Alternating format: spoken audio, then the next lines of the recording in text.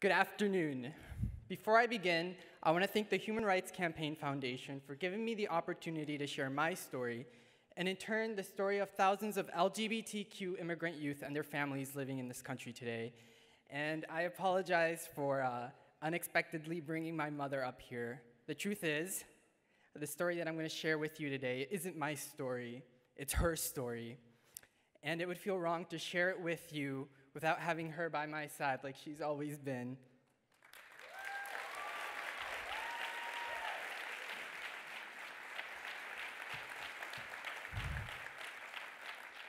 My name is Álvaro Javier Cifuentes Monzo, and I was born on December 5th, 1996 in Guatemala City, Guatemala. I imagine that my first memories of growing up in Guatemala are a lot like many of your first memories growing up here in the United States. I remember playing in the park with my grandmother on Saturday mornings, being teased by my older brother AJ, pretending to be sick to stay home from school, I know we've all been there, celebrating birthdays, weddings, and more. Although we were by no means wealthy, my mother worked hard every day to ensure that my brother and I would have everything that we needed. Overall, I was very fortunate to enjoy a happy and privileged childhood. Given this, it was difficult for me to understand my mother's decision to uproot my brother and I and immigrate to the United States in December of 2002. Our lives changed dramatically after we came to this country. My brother and I suddenly were no longer allowed to participate in after-school activities. We had to be careful about whom we befriended and what we shared with them. Most notably, we learned to live every day with a sense of anxiety and fear. You see, when my family first came to this country, we were undocumented. Growing up, I couldn't understand my mother's decision to live a life in the shadows. I couldn't understand why she chose to come to this country and work as a housekeeper when she had been valedictorian back home and worked so hard to graduate from university. I couldn't understand why she chose to give up her dream house to live in strangers' basements and garages. I couldn't understand why she chose to leave her family and friends behind to come to a place where she knew no one. When I came out to my mother a decade later, I finally understood the reason behind her many sacrifices. At an early age, my mother had realized that I was queer. Fearing for my safety and knowing that the opportunities that I would have in this country would be less limited by my identity than back home, my mother gave up her own dreams so that I could live an authentic life.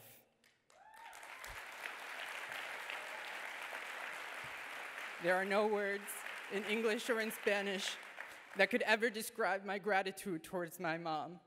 She gave up her life so that I could have mine.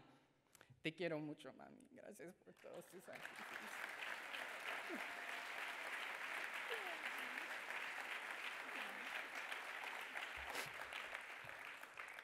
Inspired by my mother's sacrifice, I moved to DC last summer with nothing more than a carry-on bag and began an internship at the Human Rights Campaign.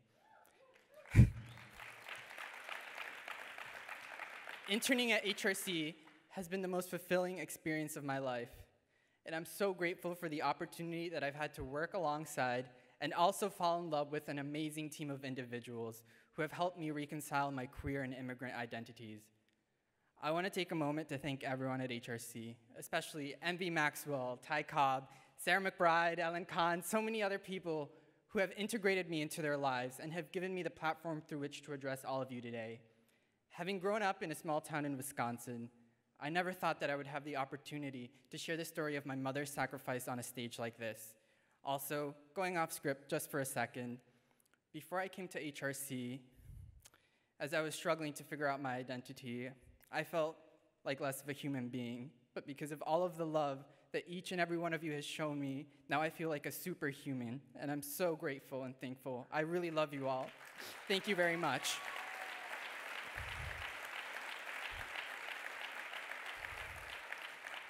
It was because of the kindness that MB and Ty showed me following the 2016 presidential election that I was still able to feel secure in my identity despite the results. When I first realized that Donald Trump would be our next president, my first thoughts didn't go to all the challenges that are to come, but rather to all of the good people, much like Ty and MB, who helped my mother, my brother, and I as we navigated through the difficulties that came with being undocumented, and who I know will stand with us on this unknown road ahead. From the moment that we first set foot on American soil, my family and I have been very fortunate to meet some incredible people who have gotten us to where we are today. I feel very proud and honored to say that I am now an American citizen, and my mother and brother are just beginning their own process to become citizens themselves.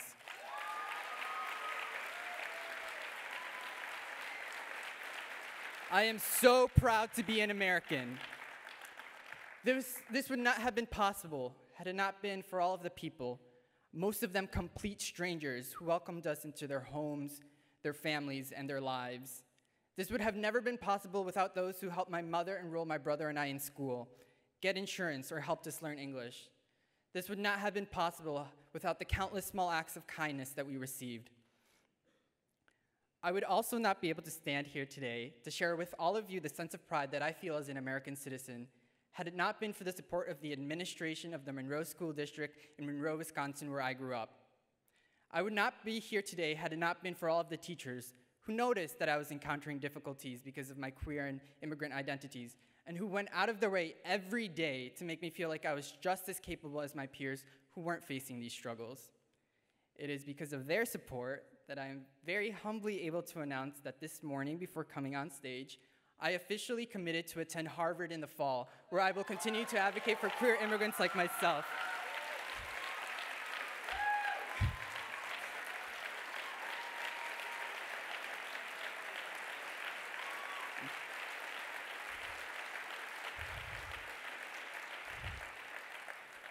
Thank you.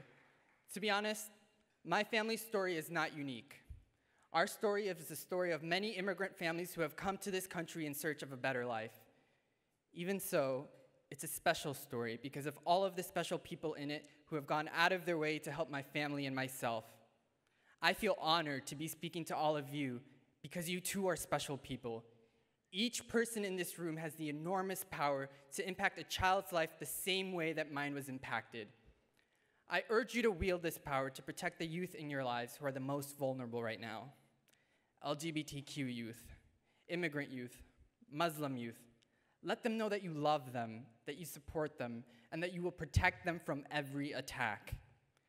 I encourage you to use your power to become an effective ally to our youth, whether that means adapting your curriculum to increase inclusivity in your classroom or actively speaking out against discrimination in your school or organization.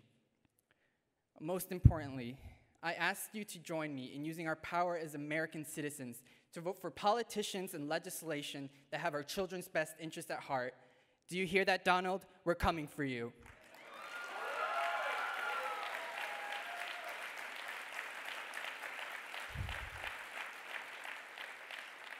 The truth is that LGBTQ youth need you. Immigrant youth need you. I need you. We all need you.